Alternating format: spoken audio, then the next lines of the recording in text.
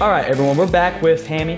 We're going to talk about Georgia, Tennessee today. Georgia is obviously going into its first SEC game of the season, first road game of the season, biggest test so far, one of the biggest tests so far for Gunnar Stockton to see if he is truly the quarterback for Georgia. Can he handle SEC play? We'll figure out this weekend. Hammy, first question for you on that same note of Gunnar Stockton. Is the concern we saw last week kind of from the fan base collectively about maybe him not taking enough shots downfield, maybe not throwing some passes, seeing his reads and trusting his reads quick enough. Some of the other concerns maybe. Is the concern for Gunner legit right now, or is it a little overhyped? Do you think he'll be okay? Do you think we'll get past that initial concern? Yeah, man, I kind of fall in the middle with this. I think it's a product of what the play calling was and has been these first two games. I stand by the fact that Bobo has not opened up the playbook, which has not let Gunner kind of maybe get comfortable in it on the bad side of things, but also like we're not showing people what we're gonna do now that we have a real opponent ahead of us in Neyland Stadium. So I'm a little kind of on the fence about it. I'm obviously a little bit concerned, just as everybody holds those concerns. I think Gunner has maybe not done what we expected him to do with the talent that's around him. He's got one of the strongest receiving cores in the country. Why not just throw it up? Somebody's down there, right? Well, I think it's because of the playbook, but going through the reads, things like that, he has struggled to do. He's a little tuck and run right now, a little too quick. It's one read and then it's either the check down to Zachariah Branch, which isn't a bad option, or tuck it and run. So I'm a little bit concerned, but I'm not all the way concerned like some of these people are on social media and stuff. I think this will be, like you said, a true test for Gunner. This is, about as good of a defense that he will see since really Notre Dame. I mean, Tennessee is a playoff caliber team. They have a playoff caliber defense. I think Arian Carter at linebacker is one of the great linebackers in the SEC this year. So it's definitely going to be the challenge, be a challenge for Gunner. But I'm excited to see him. I'm excited for him to get out there in an away environment. First time he's ever worn the white jersey, which is going to be a good look with the 1-4 on it. So it's going to be fun. It's going to be loud. We'll see how he can handle it. But I also don't want him to get away from the run. I don't want him to force it into these uncomfortable situations. If the read isn't there, don't throw it into triple coverage like Carson Beck did last year. You can tuck it and run. It's okay to do that. But maybe just get through one more read. So that's where I stand on Gunner. It's a lot, but yeah, right on the middle of the fence, I guess. I think that's definitely a fair take at the moment.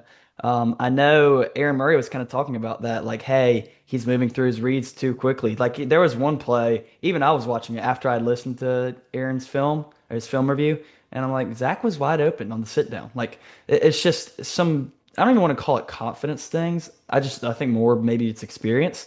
But I will say I definitely agree with you. I do think Bobo has sort of hidden the playbook, and for good reason, right?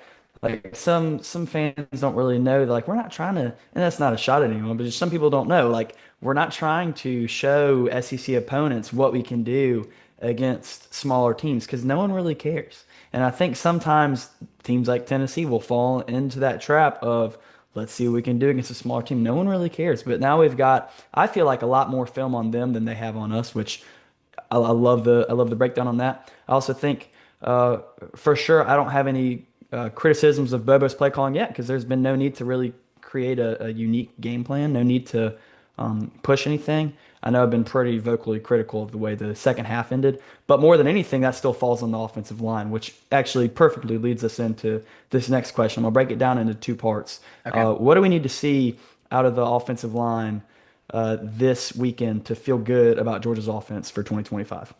I think the first things first is establishing the run. Kirby harped on it all offseason, throughout fall camp, and into really these first 2 weeks. We have to establish the run. And I think there is serious concern on the offensive line because that really has yet to happen. I do, if you go back to Jake Fromm, I think was like 1-8, 1-7, somewhere around there, maybe 0-8, but the stat's crazy when he threw over 30 passes. That's kind of like Gunner. Gunner doesn't need to be put in a situation where he has to throw it 30, 35, 40 times a game. Um, and that starts with the offensive line establishing the run game. And that's not just the offensive line. You've got to have the backs behind them to find the holes and things like that. But I think this offensive line has to take advantage of being bigger. I really do think this offensive line is one of the heaviest set groups we've had in a long time. And I think they can show that power and that it will have to come out in this first SEC game. So, yes, I'm concerned. But what I need to see is them getting that run game established because then you put Gunner in a more comfortable situation. Like I said, you don't want him throwing a million passes per game. You got to run the rock. You got to tote the rock. And that's what Georgia's been our entire lives before our lives. I mean, that's the end game for Georgia football. A jet sweep, a halfback dive, anything like that. Just establish it, and that starts on the O line. Yeah, I even mentioned that last week in a segment I was not interviewing you on, but it's like Georgia doesn't need to reinvent the wheel. Georgia doesn't need to do anything super flashy. Just be physical, be able to run the football, and people be able to impose your will. And definitely to that note of how big our linemen are. And I know it's Austin P we're playing last week, so that probably factors in a little bit. But even still, just looking at our offensive linemen, it's like dang, that they are a lot bigger than everyone they've played so far, and probably will either be that way or maybe there might be a team or two that can compete. Like Georgia's offensive line, whatever you say about Searles, which there's probably a lot to say on that right now. He's recruited some big offensive linemen, so that's one thing I'll definitely give him. The second part of that question being though, uh, does getting Juan Gaston and Ernest Green back this week? Obviously, they've been out. Ernest Green's definitely been limited. Juan Gaston's been out for a little while now. Does that make a huge difference for this Georgia line? I think so. I would, the argument should be experience, which for Ernest Green it is, but for Gaston, it's not. He's a freshman this year. We've seen him for literally a quarter of football. Not even, I don't think. I think he got hurt in the Marshall game before the end of the first quarter, whatever it was. But I do think it helps. They were the starters in game one for a reason. I think Gaston is a special talent, and he might not be the All American this year, but for the future of Georgia football, he will be the leader of that offensive line group. Starting as a freshman at the University of Georgia on the O line is a task that not many have done. So I was super impressed in the little bit of film that we do have on Gaston, and then what Ernest Green was before his back injury in 24, and what has come about in the past few weeks with back stiffness. But that 2023 season, Ernest Green was an absolute baller. Like he was a stud on the offensive line. He was, projected first round picks in the near future, all that good stuff, and he kind of regressed, and it's because of that injury. But I think he can take that step forward as the leader in that locker room.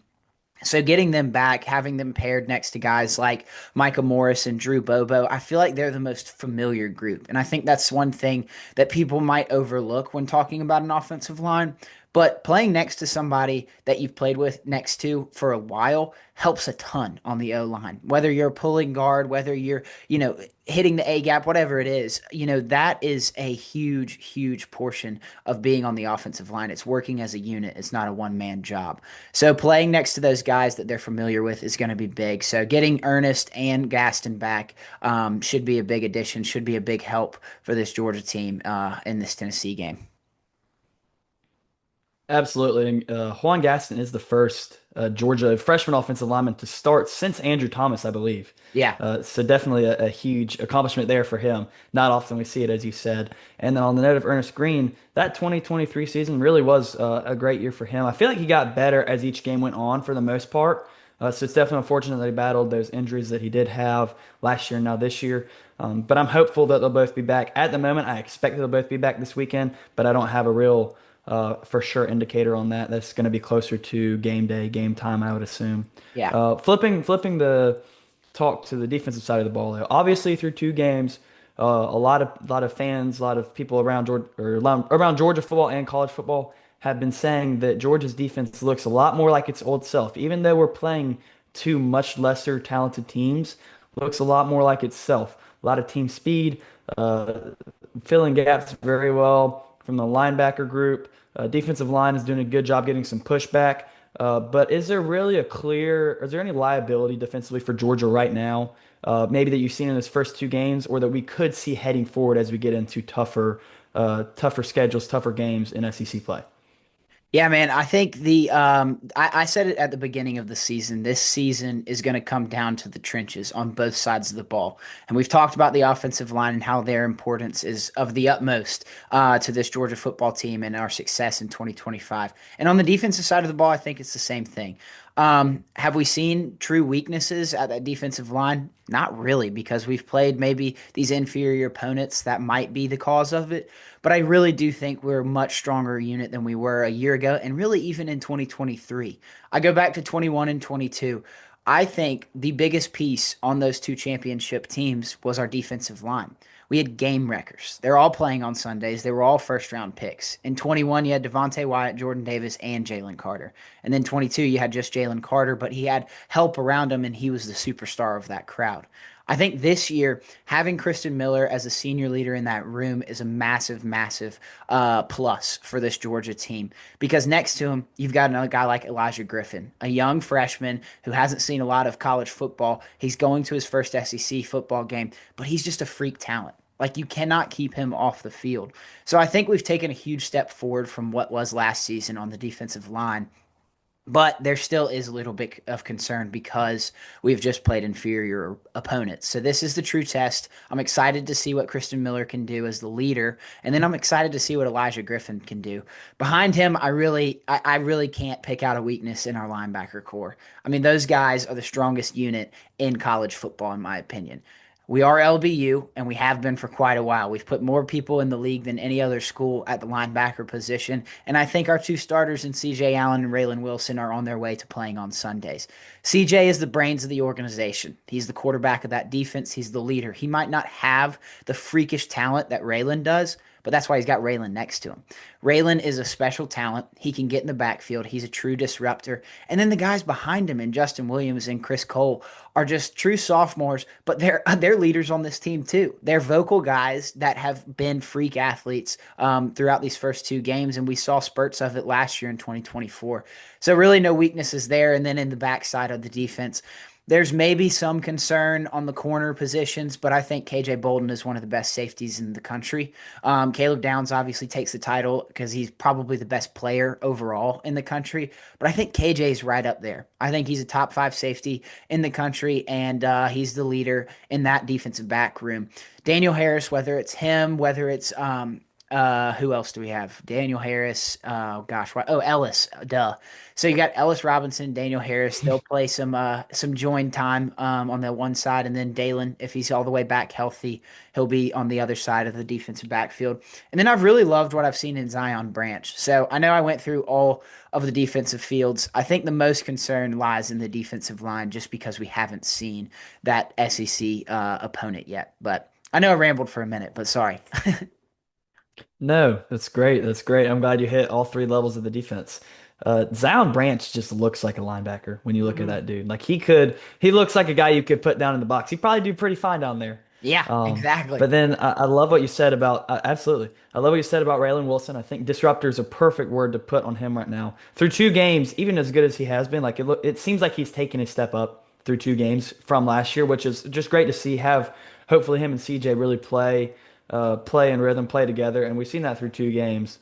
I love what I've seen out of Chris Cole on these Yeah, pass rushes. That yeah, one sack he had last week, I mean, and someone described him as an X factor recently for this defense. I don't know that I disagree. He could really be a special for a Georgia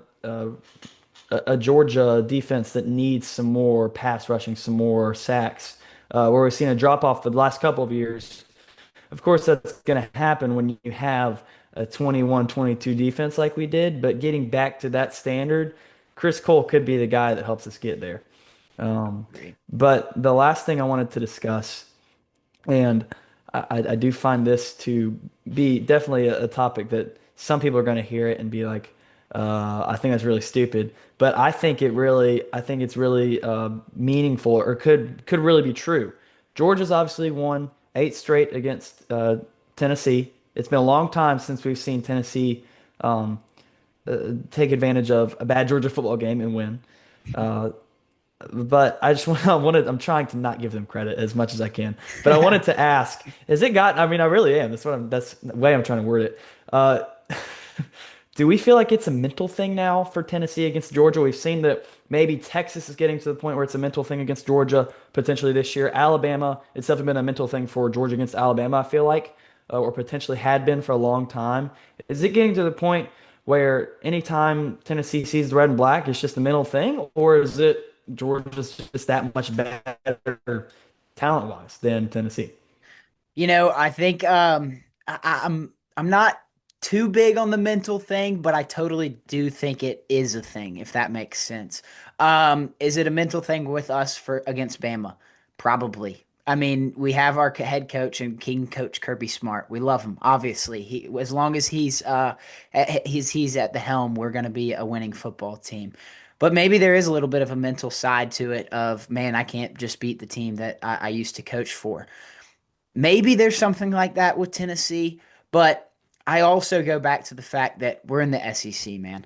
And you get a coach like Josh Heupel in there who played in the SEC, won a championship. Well, sorry, Oklahoma wasn't in the SEC at that time, but won a national championship, was a Heisman finalist. I mean, he's an ultimate competitor, and I think you're in that locker room, and there's no shying away from a battle. So I don't necessarily know if it's a mental thing. I think it's more so we are just that dominant force, and we have been. When the SEC was still split into divisions, that was a bulk of this winning streak that we've had. 6 years of us beating Tennessee when they were in the East and we were in the East.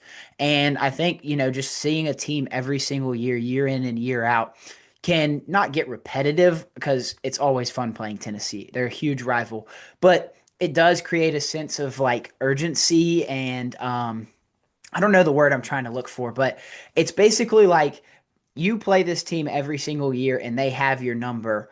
God, we got to play these guys again. So maybe that's the more mental side of it. Like, oh my gosh, I don't want to wake up on Sunday morning and just feel like I got the hell beat out of me, which is probably how Tennessee's felt the last couple years playing these Georgia teams. Last 8 years. Yeah, the last eight, not couple. Yeah. So I don't know. I can't get behind all the way the mental thing, but there probably is a little bit of a mental aspect that just kind of lurks in the back of those volunteers' brains. It's like, damn, we got this Georgia team again. So it's going to be a fun one. I'm excited. I'll be going to Rocky Top. I'll be in Neyland Stadium. And man, it's a dangerous place. Better keep my mouth shut, but we're going to pull through with the dogs. Yeah, I'll pray for your safety in that environment. Definitely not the best group of fans to be around No. for a couple hours. But everyone respects it. Everyone I talk to, like, oh yeah, I'm going to the game. I'm like, I respect you for doing that. That's awesome that you're going to cheer on our guys away from home.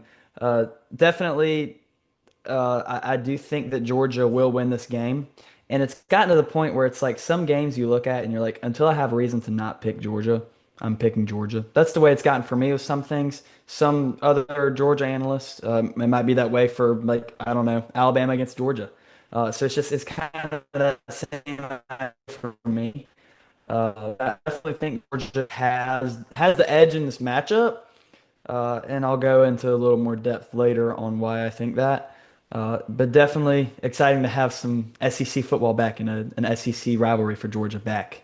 Finally, after a long 10 months of waiting, 11 or however long, waiting for Georgia SEC football to come back. It's great to finally be here. Yeah, man, I'm excited. It's always fun to tee it up in Neyland Stadium, 106,000 strong, and I love being in the away atmosphere. I love wearing red in a sea of orange and sticking out like a sore thumb. I think it's good to be the hated villain in a stadium. And I hope we carry that villain mentality into it. I don't know if you saw, I'm sure you did, but when John Gruden came to the Georgia football team and spoke to the team, and he was talking about be the nightmare. I love that. Like, let's be the nightmare. Let's be that team that goes up to Tennessee and spoils their season once again, just like we did in 22 when they were number one. We can do it in 2025 when they come in with all this momentum and when everybody thought going into the season they might not be all that, and they lose their quarterback and they get a new one in from App State and all this stuff. Let's be the villain and ruin the momentum that they have. I'm excited for it, man. Be the villain, be the. I knew exactly where you were going with the John Gruden comment just from the start. But definitely, I do think we'll be the villain for the ninth straight year. Yeah. So that's exciting stuff. Thank you, Hammy, for joining. And go Dogs. Looking forward to this weekend. Go dogs, man.